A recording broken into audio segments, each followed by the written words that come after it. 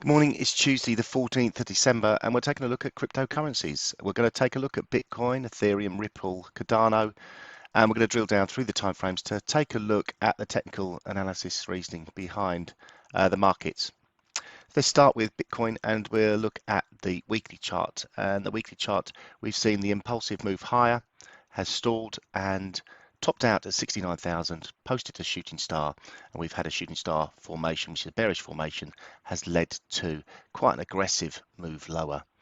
From a Fibonacci perspective, we've hit the 61.8% Fibonacci retracement, which is a common retracement in markets, and prices have reacted back from here up to 52,000, but again feeling pressured this morning as we move into Tuesday. Looking at the daily chart, we are below the 50-day moving average, this blue line here.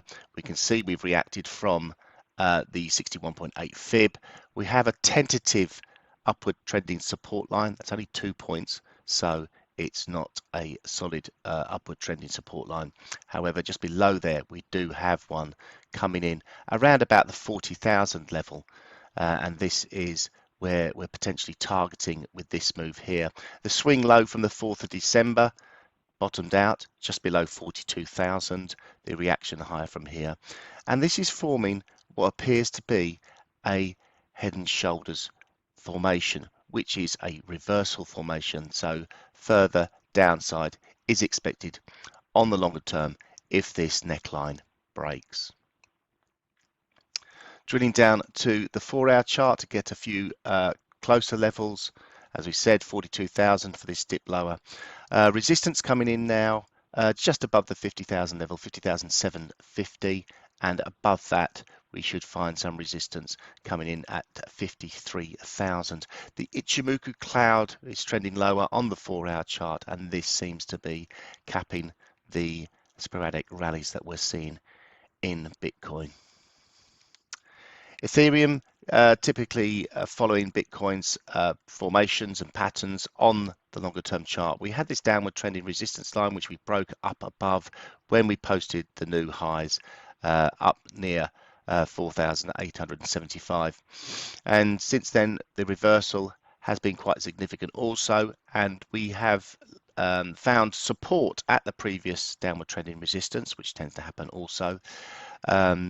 However, this formation was an evening doji style formation, so again another bearish formation at the top of this trend.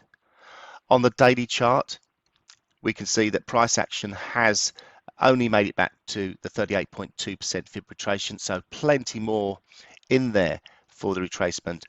This is from the move from 1700 all the way up to the 4,870 area.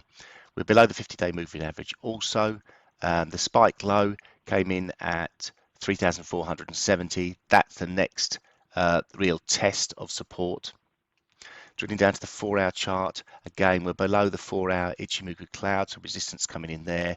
We have resistance at 4,178, also in line with this swing high at just below 4,500.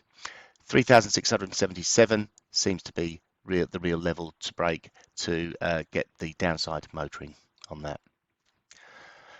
Ripple, looking at closer levels, support coming in from this swing low. Obviously we'll see support here that comes in at 65.20.